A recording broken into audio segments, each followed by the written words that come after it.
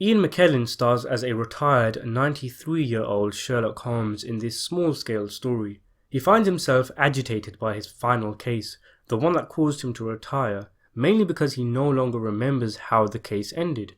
He's read the book that the now estranged Dr. Watson wrote, he's seen the movie, but he believes them all to have fabricated endings, but just can't seem to remember what happened at the end of the case, what caused him to go into self-exile.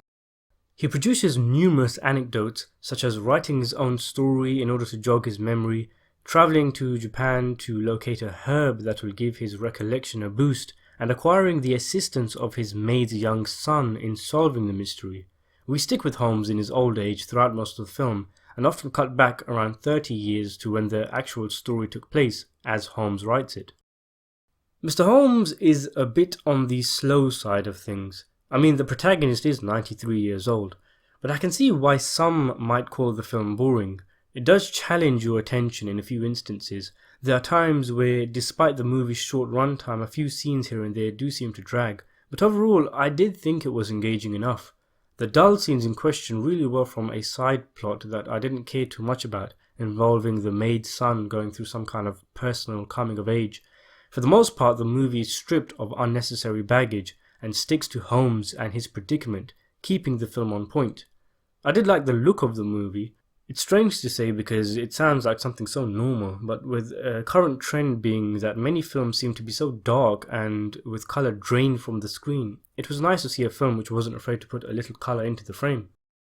I liked McKellen as an older Sherlock Holmes. His casting, I don't know, seemed a little weird for me before seeing the film, but McKellen delivers a fitting performance as the aged detective. He's old in real life, but not as aged and frail as the character he was playing, although you wouldn't think so from all the little nuances he brings to the role. As for the mystery itself, it's not epic or full of twists and turns.